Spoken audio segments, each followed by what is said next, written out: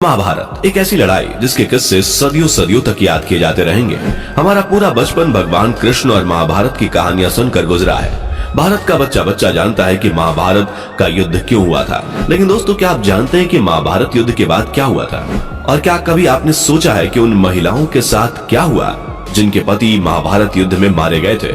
ऐसे तमाम सवाल हमारे दिमाग में आते रहते हैं, लेकिन आज के इस वीडियो में हम आपको इन तमाम सवालों के जवाब देने वाले हैं, इसलिए हमारे साथ अंत तक बने रहिए। दोस्तों, महाभारत युद्ध पौराणिक युग में लड़ा गया था और यह सबसे बड़ा युद्ध था जिसमें लाखों की संख्या में योद्धा वीर गति को प्राप्त हुए थे। इस युद्ध के भीषण दृश्यों ने संपूर्ण भारतवर्ष को शोक में डाल दिया था। कुरुक्षेत्र में भाग लेने वाले सभी योद्धा पुरुष थे। लेकिन दोस्तों, क्या आप जानते हैं कि महाभारत युद्ध जो 18 दिनों तक चला था, उसके बाद वीर गति को प्राप्त हुए सैनिकों की पत्नियों का क्या हुआ? क्या उन्होंने भी अपने प्राण त्याग दिए या कुछ और रहस्यमय बात है जिससे आज तक हम सभी अनजान हैं? जानेंगे आज के इस वीडियो में। लेकिन इससे पहले हम ये जानेंगे कि आखिर क्यों हुआ था महाभारत का यह युद्ध।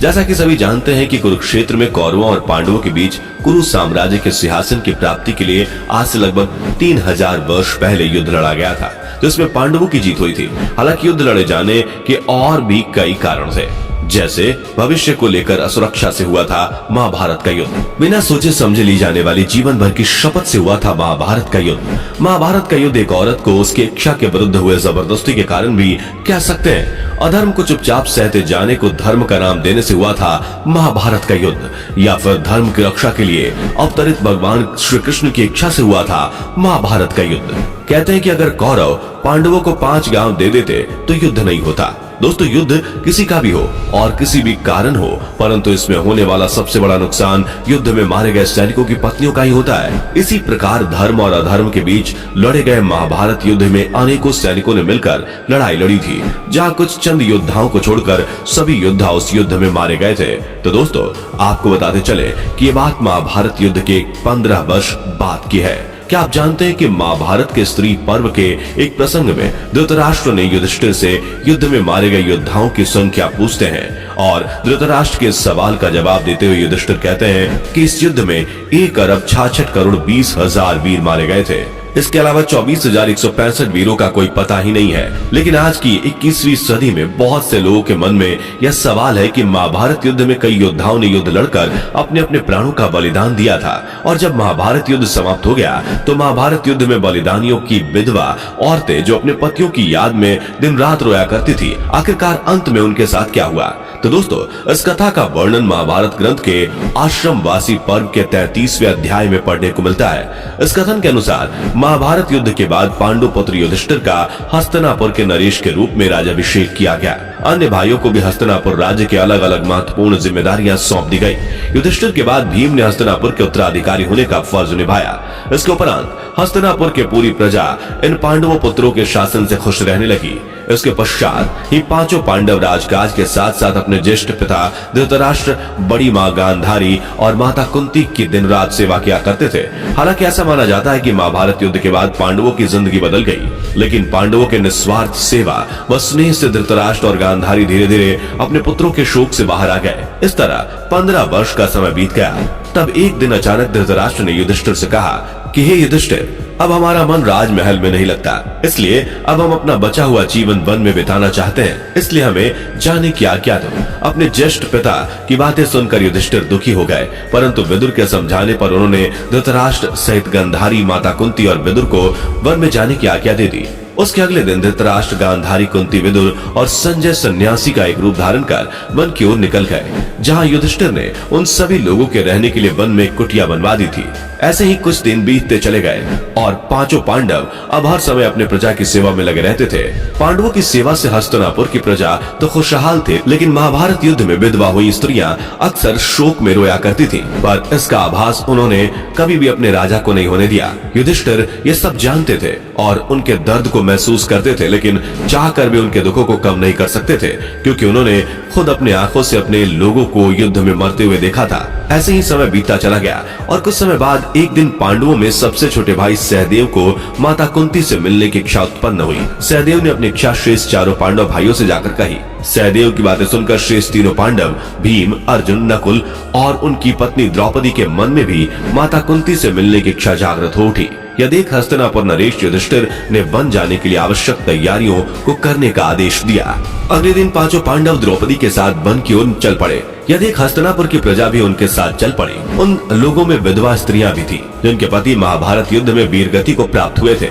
वन पहुंचकर पांचों पांडव उस आश्रम में गए जहां धृतराष्ट्र, गांधारी, माता कुंती, विदुर और संजय निवास कर रहे थे और बाकी के हस्तिनापुर निवासी एक माह तक उसी आश्रम के आसपास निवास करने लगे। कुछ दिन बाद एक दिन पांडव के पितामह महर्षि वेद व्यास जी धृतराष्ट्र के उस आश्रम में पांडवों से मिलने आए थे, परंतु वहां महर्षि वेद व्यास जी ने देखा कि पांडव सहित हस्तिनापुर के सभी निवासी भी युद्ध में मारे गए अपने बंधुओं और घर वालों के शोक में डूबे हुए हैं। यह देख महर्षि वेद व्यास जी ने सभी से कहा कि आप लोग युद्ध में वीरगति को प्राप्त हुए परिजनों की चिंता व उनका शोक मत बनाइए। वे सभी स्वर्ग या फिर दूसरे लोक में सुखी पूर्वक निवास कर रहे हैं और अपने अपने लोगों में बहुत खुश हैं। परंतु महर्षि वेद व्यास के इन बातों से भी उन लोगों का शोक दूर नहीं हुआ। तब महर्षि वेद व्यास ने सभी से कहा कि अगर आप लोगों को मेरे द्वारा कही गई बातों पर विश्वास नहीं हो रहा है तो आज रात मैं आप सभी को आपके अपने परिजनों से मिलवाऊंगा।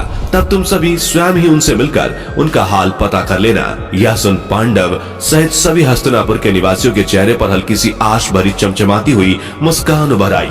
जिस आश्रम के पास वन में सभी निवास कर रहे थे वह गंगा नदी के तट पर स्थित था। तब महर्षि वेद व्यास जी सूर्यास्त होने से पहले सभी को लेकर गंगा तट पर पहुंचे, जहां सूर्यास्त के बाद उन्होंने तपस्या के बल पर महाभारत युद्ध में मारे गए सभी योद्धाओं को बुला लिया। महर्षि के बुलाने से सभी योद्धा एक एक करके गंगा नदी के जल से इस प्रकार बाहर निकले जैसे वो सभी गंगा नदी में ही वास करते हों। यह देख सभी हस्तिनापुर निवासी बहुत प्रसन्न हो गए और अपने अपने घर वालों से मिलकर उनका हाल चाल लेने लग गए। अपने मृत परिजनों को अपने सामने खड़ा देखकर पांडव सहित हस्तिनापुर के सभी निवासियों का खुशी का ठिकाना न रहा। फिर सभी ने अपने परिजनों से बात की, तब जाकर उन्हें विश्वास हो गया कि उनके बंधु वास्तव में मृत्यु लोक के सभी कष्टों से मुक्ति पाकर अपने अपने लोकों में खुशी से निवास कर रहे हैं। इसलिए सभी के मन में अपनों का मृत्यु का जो शोक था वो हमेशा के लिए समाप्त हो गया। लेकिन कुछ ही समय बाद अपने सभी भाई बंधुओं और परिजनों से मिलने और समय बिताने के बाद युद्ध में मारे गए योद्धा एक एक करके गंगा नदी में डुबकी लगाकर अदृश्य होने लगे। यह देख महर्षि व्यास जी ने वहां उपस्थित योद्धाओं की सभी विधवा स्त्रियों से कहा कि जो स्त्रियां अपने पति के साथ उनके लोक में जाना चाहती हैं वह गंगा माँ के इस पवित्र धारा में अपना जीवन त्याग करके जा सकती हैं। महर्षि के इतना कहती हैं वो सभी महिलाएं जो अपने पतियों से असीम प्रेम करती थी, उन सभी विधवा स्त्रियों ने गंगा के पवित्र जल में डुबकी लगाकर अपने जीवन को त्याग दिया और सभी अपने अपने पति के साथ उनके लोक चली गयी। महाभारत की विशालता और तत्वज्ञानी ढूंढता न केवल भारतीय मूल्यों का संग्रह है बल्कि हिंदू धर्म और वैदिक परंपरा का भी सार है। महाभारत की विशालता का अनुमान उसके पहले पर्व में ही दिए गए श्लोक से लगाया जा सकता है। जो यहाँ यानी महाभारत में है वो आपको संसार में कहीं न कहीं अवश्य मिल जाएगा, जो यहाँ नहीं है वो संसार में आपको अन्यत्र कहीं नहीं मिलेगा। दोस्तों, चचेरे भाइयों के बीच हुआ महाभारत युद्ध अपने आप में एक ऐतिहासिक और हैरान कर देने वाली आश्चर्यजनक घटना है जिससे हर कोई वाकिफ है। बहुत से लोगों का मानना है कि इस युद्ध के पीछे द्रौपदी की जिद थी। तो क्या आपको भी ऐसा लगता है कि द्रौपदी यानी कि एक औरत जिसने अपने आत्मसम्मान के लिए चचेरे भाइयों के बीच युद्ध करवाया था, या फिर कौरवों का अहंकार और लालच इस युद्ध का कारण बना? खैर, इन दोनों कारणों के अलावा कुछ ऐसे भी लोग हैं जो यह कहते हैं कि मामा शकुनी की वजह से महाभारत युद्ध की पृष्ठभूमि का निर्माण हुआ। चाहे जिन भी कारणों की वजह से इस भयंकर महाभारत युद्ध का निर्माण हुआ, लेकिन इस युद्ध में पांडवों की जीत तो हुई मगर बहुत से सैनिक व उनके साथ पूरे कुरुवंश का विनाश हो गया। आपको बता दें कि ऐसा कहा जाता है कि महाभारत युद्ध के बाद हस्तिनापुर पर पांडवों ने कुल 36 वर्ष राज किया। हालांकि इस बीच गांधारी के श्राप की वजह से यादव वंश का वजूद भी लगभग खत्म ही हो गया।